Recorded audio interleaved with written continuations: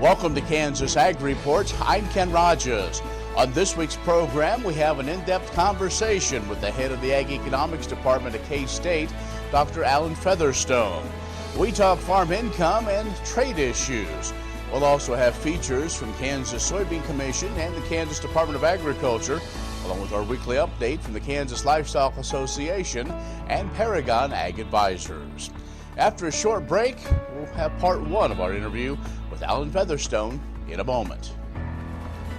Kansas Ag Report brought to you in part by the Kansas Soybean Commission, the Soybean Checkoff, progress powered by Kansas farmers, Kansas Farm Bureau, a grassroots ag organization representing the state's farm and ranch families since 1919, kfb.org, and the Kansas Wheat Commission, lending in the adoption of profitable innovations from wheat, online at kswheat.com.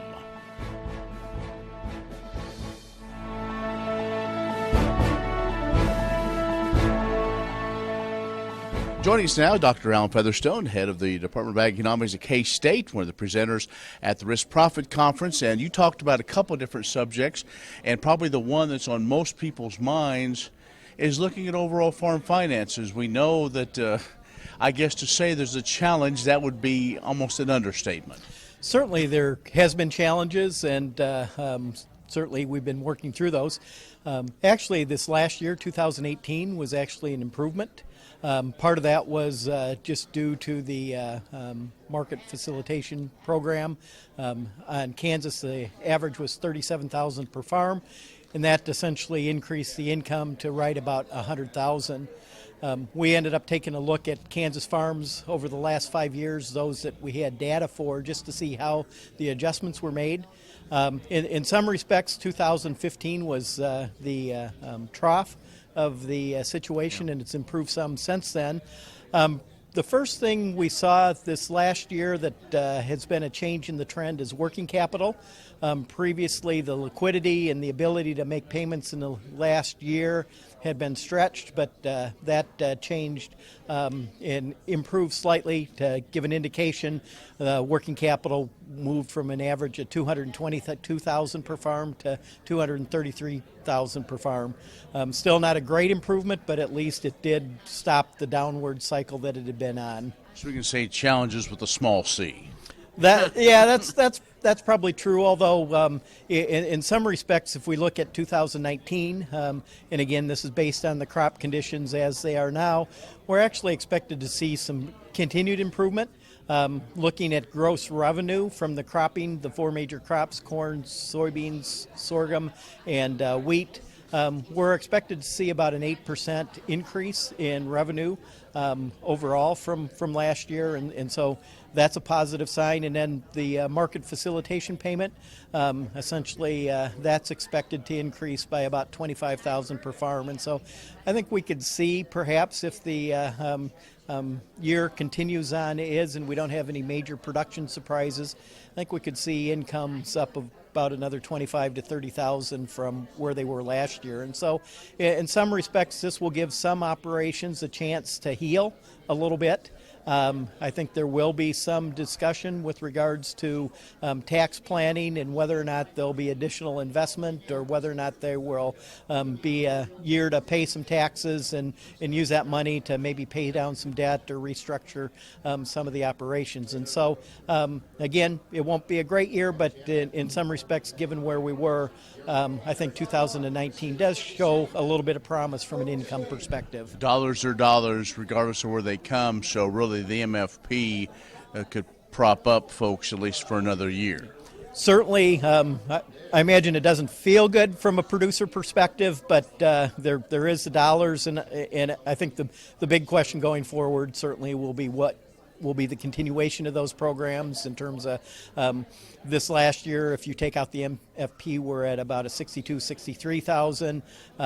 this next year we're probably about the same place without that MFP, and so that's just the very big wild card right now going forward. But certainly it does present a little bit of an opportunity to have that cash flow to be able to allocate and maybe at least make some progress on some of the issues that certain farms have been dealing with for a number of years. Dr. Alan Featherstone, Department Head of the Department of Ag Economics, K-State, joining us. Stay with us. More coming up. Kansas Ag Report brought to you in part by the Kansas Livestock Association, supporting members' business interests and meeting consumer demands. KLA.org.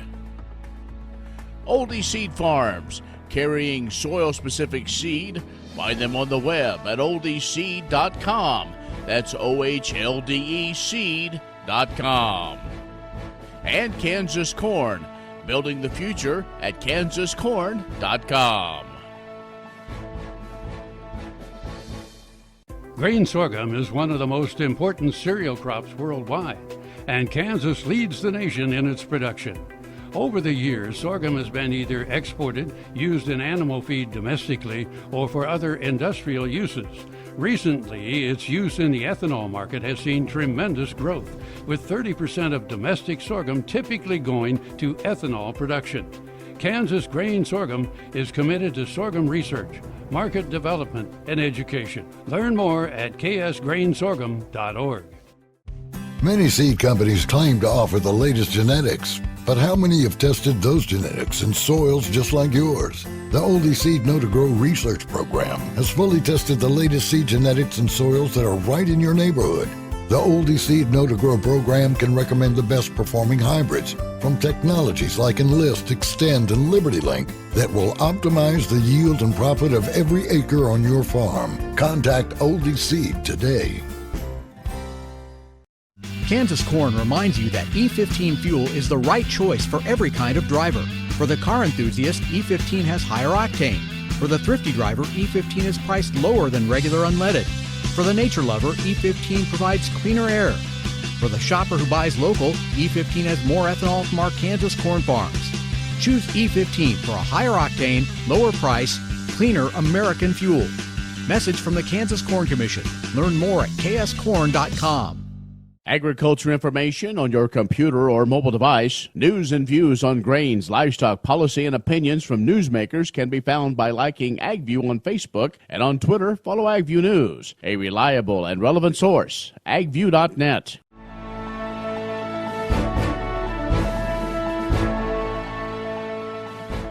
And our guest this week, Dr. Alan Featherstone, the Department Head, Department of Ag Economics at K-State. We've talked about farm income and with some of the situations. And Dr. Featherstone, we talk about the market facilitation payments. Those are because of trade issues. At the Risk Profit Conference, you talked an awful lot about that. And other than, I guess, what farmers talk about the weather, the other top topic has been what's going on with trade. When are we going to have some of these markets opened up?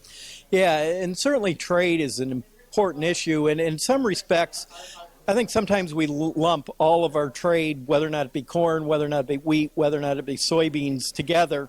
The important thing I think it's important to understand is just the difference between the trade aspects for soybeans, the trade aspects for corn, the trade aspects for wheat. For example, soybeans, there's 3 countries that produce 85% of the soybeans in the world. Essentially, you look at the U.S., you look at Brazil, you look at Argentina. Those 3 countries together produce 80%, 85% of the soybean production. If you look at the exports, the top 5 exporting countries export 95% of the soybeans. And so it's a very concentrated market. At the same time, and really what's got people's attention is China. China is importing roughly 62% of the world's soybeans. And in some respects, it's kind of an interesting situation where there's a very few suppliers, and essentially China dominates the demand side. You look at other countries, the second most importer imports 3.3% of the world's supply, and so it goes from 62 to 3%. Conversely, you look at corn, and corn, again, the U.S. Is a major producer, 33% of the world's supply, exports roughly 50% of the world's supply, and being less concentrated. You get to wheat, and that's a very open market and very competitive. For example, the world's largest exporter is Russia, and we can remember back in the 1970s, 1980s, where we were pleased to have this export agreement with Russia where they would take a lot of our wheat, and now they've turned into the number one wheat exporter in the world as opposed to importing. And so the markets are very different. In some respects, I think the geopolitical situation for China is basically between three suppliers and one demander. And probably where the most issues will have to be thought through is China cannot get all their soybeans from Brazil and Argentina, and they have been importing about 95% of their imports from those three countries. And so it certainly is going to be interesting to watch with regards to how those negotiations go, but there could be rearrangement, but it's more of a competitive type thing in terms of who has the economic power with regards to the soybean market. But all those situations, while China is a lot of focus, the USMCA, NAFTA 2.0, we want to call it, we have to make sure that we still have those great relationships with Canada and Mexico, correct? As the basis? Absolutely. In terms of, if you look at the corn market, the number two importer in the world of corn is Mexico. The number one importer of corn is Japan. And so if you let USMCA and go back to difficult trade relationships with Japan and Mexico, that's certainly going to be problematic. You look at wheat, again, Mexico's a fairly big wheat importer. Indonesia's a fairly big wheat importer. And so certainly the relationships with Japan are going to be pretty important for both wheat and corn. And you look at the relationships with Mexico, and they're pretty important for the wheat exporter and the corn exporter from the U.S. And so all three of those agreements, China, USMCA, and the agreements with Japan, are very important. Probably one of the things that's on the rise is Vietnam, and this is one of the reasons why TPP, there's some concern with regards to the fact that has we're not participating in that as a country, and that Vietnam, I believe, is now the fourth leading importer of corn in the world, with essentially taking 4.4% of the world's imports. And so very dynamic, but all of those agreements are certainly important as we look for the future of trade with U.S. commodities. Dr. Featherstone, always great. Thanks for your insight. Thank you. Dr. Alan Featherstone, director of the head of the Ag Economics Department here at K-State, has joined us. Stay with us. More coming up. The Kansas Ag Report brought to you in part by Kansas Grain Sorghum. Growers working together. Learn more at ksgrainsorghum.org. Grass and Grain, online or in the mail, keeping Kansas farmers informed for over 60 years. grassandgrain.com, and agview.net, serving the Beef Belt and Western Corn Belt with reliable and relevant agriculture information. agview.net. Imagine turning soybean oil, used cooking oils, and waste animal fats into fuel so amazing it drives U.S. jobs and our economy forward.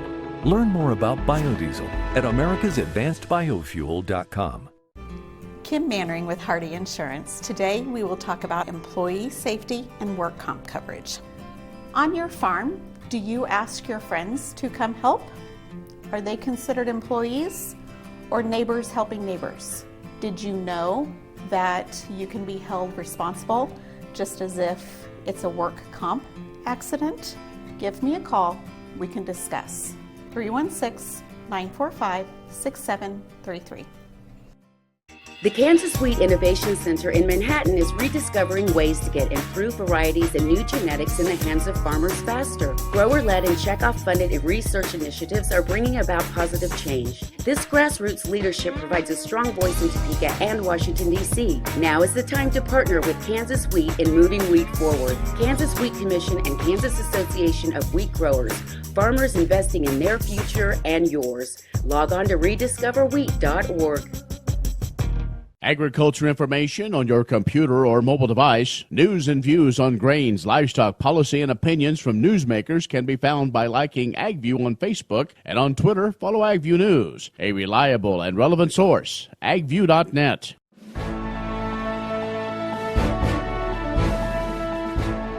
Farmers should start thinking about the annual Kansas Soybean Yield and Value Contests. Entries must be postmarked no later than December 1. The Kansas State University Extension personnel, or a designee, must witness the harvest. A designee may be anyone not involved with the farm enterprise. Contestants should notify their Extension county offices of when harvest is to begin as early as possible. The harvest witness must inspect the combine's grain hopper and verify it is empty before harvest begins. Thanks to the Kansas Soybean Commission, the highest dry land and irrigated yields in the contest each will receive a $1,000 award. The overall winner could earn an additional $1,000 for surpassing the current record of 104.14 bushels per acre. Further, in each district, first place will win $300, second will earn $200, and third will receive $100. Managed by the Kansas Soybean Association, the contests are free to all Kansas farmers. There is a limit of 1 entry per field. One person may enter multiple categories, conventional or no-till, which now includes strip-till, and dryland or irrigated. Farmers may enter the value contest, which evaluates protein and oil contents, without entering the yield contest, and vice versa. The complete rules are available at kansassoybeans.org/contests on the web and in K-State Extension offices across the state. Winners will receive their plaques, certificates, and monetary awards during the Kansas Soybean Expo, January 8, 2020, in Topeka. Sustainability were synonymous with U.S. soy. If energy efficiency, water quality, and soil health help define U.S. soy's value, that future is here, the time is now. To meet end-user demands, the Soybean Checkoff is committing to sustainability that's achievable, worthwhile, and enduring. A message from the Kansas Soybean Commission, the Soybean Checkoff, progress powered by Kansas farmers. Many seed companies claim to offer the latest genetics, but how many have tested those genetics in soils just like yours? The Oldie Seed Know to Grow research program has fully tested the latest seed genetics in soils that are right in your neighborhood. The Oldie Seed Know to Grow program can recommend the best performing hybrids from technologies like Enlist, Extend, and Liberty Link that will optimize the yield and profit of every acre on your farm. Contact Oldie Seed today. Premier Farm and Home has what you need to make your lawn the best in the neighborhood. Hi, I'm Ken. We choose Premier Farm and Home for the professional look that we do ourselves.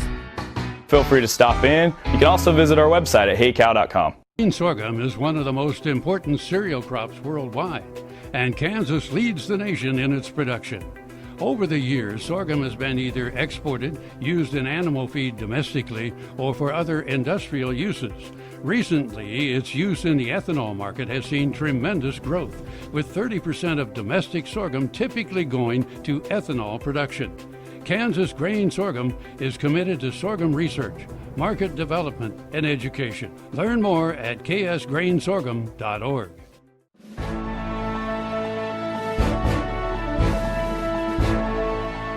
We've been sharing food safety tips throughout September for Food Safety Education Month because food safety for all Kansans is part of the mission for the Kansas Department of Agriculture. Often people are surprised that food safety and restaurant inspections fall under the Department of Agriculture, but we know that food and agriculture are closely tied together, and we work to ensure a safe food supply throughout the food chain, from the fields to your plates. Our food safety and lodging program works with restaurants, grocery stores, convenience stores, food wholesalers, food manufacturers, and other food operations across the state, so they all understand and follow the Kansas Food Code and other statutes that serve to keep consumers safe from foodborne illness. Preparing and selling high-quality, safe food begins with well-trained and knowledgeable food service staff, so we work to provide educational materials to food service establishments in a variety of ways.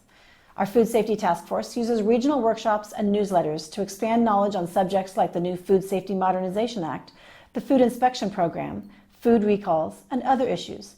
And the task force has also provided input about ways to improve sharing of information in the future. We have created a long list of fact sheet handouts for food service establishments to use for staff training and ongoing education.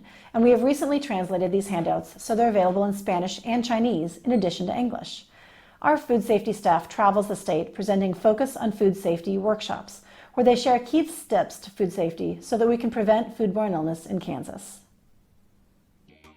The Kansas Wheat Innovation Center in Manhattan is rediscovering ways to get improved varieties and new genetics in the hands of farmers faster. Grower-led and checkoff-funded research initiatives are bringing about positive change. This grassroots leadership provides a strong voice in Topeka and Washington, D.C. Now is the time to partner with Kansas Wheat in moving wheat forward. Kansas Wheat Commission and Kansas Association of Wheat Growers. Farmers investing in their future and yours. Log on to rediscoverwheat.org. I'm Scott Thellman, and this is Juniper Hill Farms. Even though my parents weren't farmers, they bought this beautiful farm north of Lawrence in 1999. In 2010, I started growing vegetables on this land. Today, Juniper Hill Farms sells produce to wholesalers, grocers, and restaurants, and is focused on growing high-quality food that everyone can afford. Watch my story and the stories of other young Kansas food producers at kansaslivingmagazine.com/meetafarmer. Next time you see a beautiful field of corn, reach out and thank the farmers who work tirelessly to raise corn for livestock feed, renewable fuels, and exports to feed a growing world population. The farmers on the Kansas Corn Commission work for Kansas Corn with grower-funded checkoff dollars that support foreign and domestic market development, research, promotion, and education to expand opportunities for Kansas farmers. To learn more, visit kscorn.com. Agriculture information on your computer or mobile device. News and views on grains, livestock, policy, and opinions from newsmakers can be found by liking AgView on Facebook, and on Twitter, follow AgView News, a reliable and relevant source, agview.net.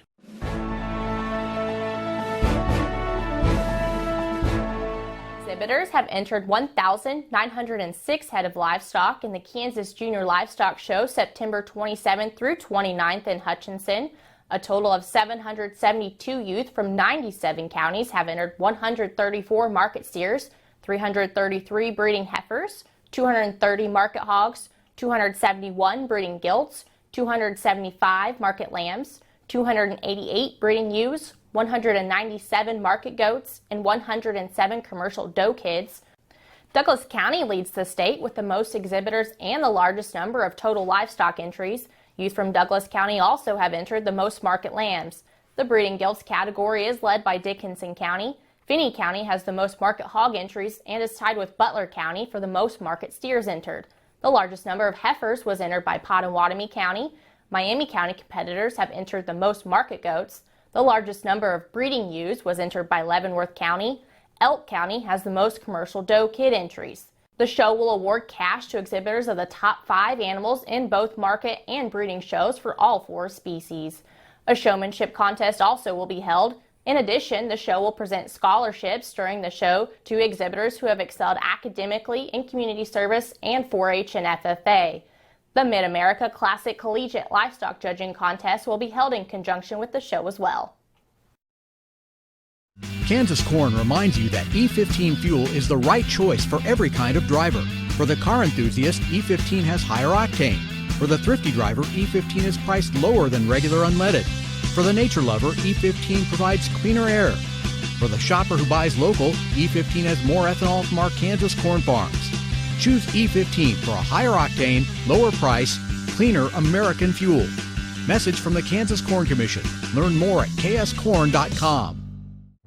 Many seed companies claim to offer the latest genetics, But how many have tested those genetics in soils just like yours? The Oldie Seed Know to Grow research program has fully tested the latest seed genetics in soils that are right in your neighborhood.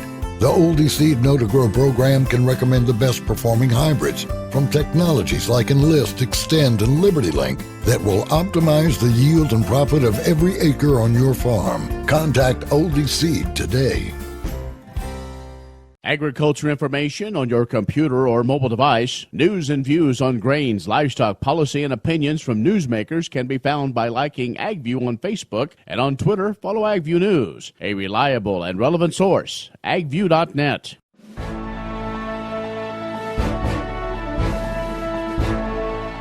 Hey folks, Colette here with Paragon Ag. This week we're looking at how the recent trade events and weather are keeping the market in check.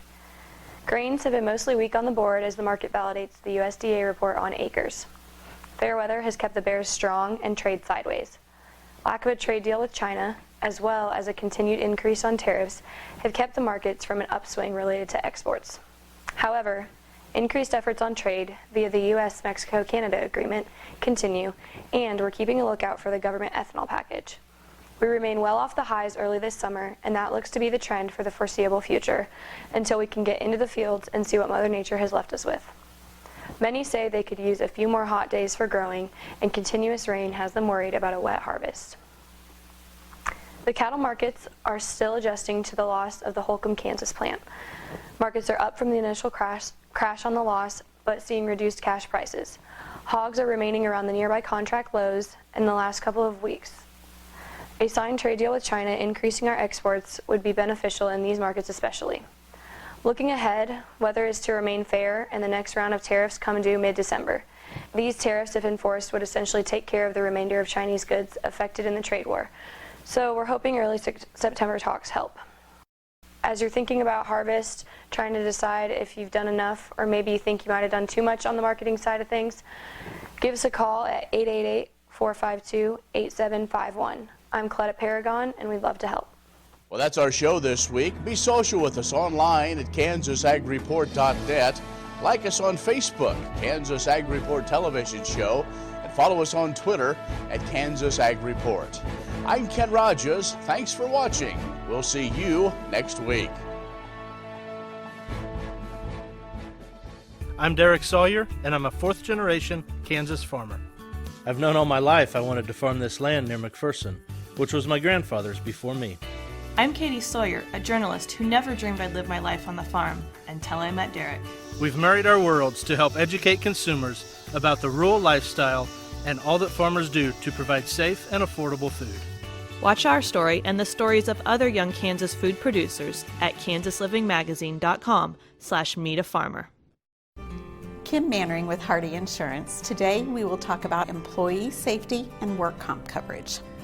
On your farm, do you ask your friends to come help? Are they considered employees or neighbors helping neighbors? Did you know that you can be held responsible just as if it's a work comp accident? Give me a call. We can discuss. 316-945-6733. Imagine turning soybean oil, used cooking oils, and waste animal fats into fuel so amazing it drives U.S. jobs and our economy forward. Learn more about biodiesel at americasadvancedbiofuel.com.